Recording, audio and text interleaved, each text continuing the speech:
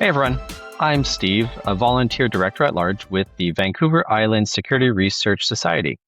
We're getting ready for BSides Vancouver Island, a community-driven cybersecurity conference happening Friday, September 25th, 2026 at the Victoria Conference Centre. This year is our 5th anniversary, and for the first time, we're proud to announce that we'll have 2 talk tracks with even more great content for the community. Today, I'm joined by Alan Ilicic, one of our speakers and a developer with a fascinating mix of technical and scientific experience. Alan is a staff Android app and OS developer at Rivian, where he focuses on reactive architectures, security, and performance optimization. He also holds a PhD in electrochemical engineering and spent 8 years as a chemistry professor, managing a chemistry lab, marking more than 1,000 final exams, and, by his own description, blowing stuff up. His talk is called Evil AI versus Open Source Linux, Zero Competition in the Realm of DNS Exfiltration. This session is set up like a fight between 2 very different contenders. In one corner, an autonomous local AI model is using encoding strategies, chunk size tuning, payload throttling, and even a standalone Kotlin native binary. In the other, a hardened headless Debian system is fighting back with strict IP tables egress rules, a carefully configured local DNS stub resolver, and DHCP hooks to keep its name server configuration under control.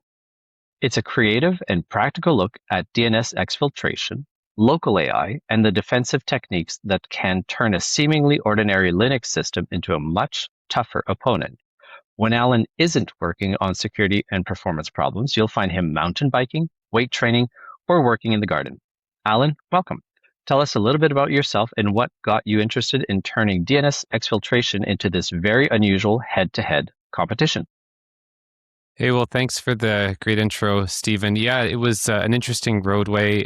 I was working on a secure communication platform and had a very rigid security posture that I was establishing. And it got to the point where I needed to audit my firewall rules. And I had a pretty good ingress set of rules. It was basically impenetrable, zero ingress permitted. I was working with WireGuard to secure that layer. But on the egress, when I took a closer look, I eventually realized that, well, there are some of these services that we just gloss over, like DNS, NTP, DHCP, and they're just always running, and they've got these ports open for egress. And when I asked myself, is this a problem? And when I looked into it, I realized it's a big problem. And then I just went down the rabbit hole. Yeah. Great. Thanks. Let's get things rolling. I've prepared 3 questions to give the community a quick glimpse into your talk. So first question, what first drew you to DNS exfiltration, and what makes DNS such an interesting battleground between an attacker and a defender? Yeah, well, when I realized that DNS can be used as a covert channel and I started to look at it more closely, I realized, well, this is quite difficult to defend against because everybody needs DNS. It's the backbone of the internet. And DNS exfiltration is used in quite a covert way because you're effectively using the public DNS infrastructure as a proxy. And you're not necessarily directly accessing a malicious external server. You're actually using trusted servers as a proxy. And so there's no simple IP tables rule, some firewall rule that you could just add to fix it. It's a lot more complicated. And this is why attackers use it, because it's very difficult to defend against. Right. And as the Reddit meme goes, it's always DNS. Yeah. When things are breaking or when things are being exfiltrated.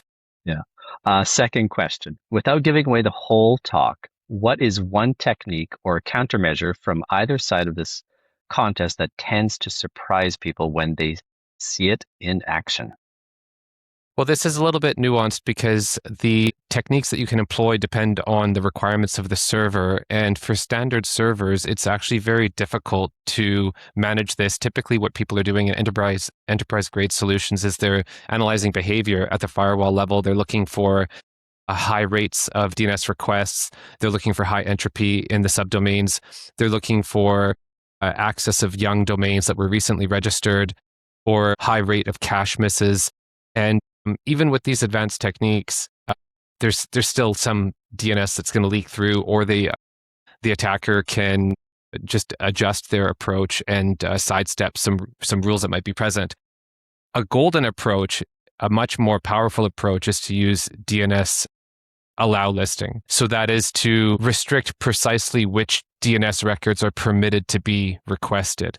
However, this is not a suitable approach for most server admins because you generally need to allow all DNS requests. Otherwise, you tend to break stuff. So the approach that's being investigated here is specific to servers that have very tight requirements and can tolerate heavy restrictions. Final question. For someone who has never really thought of DNS as an attack surface, what is the one thing you want them to understand when they leave your session? Well, I've been talking about DNS exfiltration, but perhaps the broader discussion is actually DNS as a covert tunnel, and that involves both incoming and outgoing traffic. DNS tends to be used actually as one of the main C2C channels. That's command and control.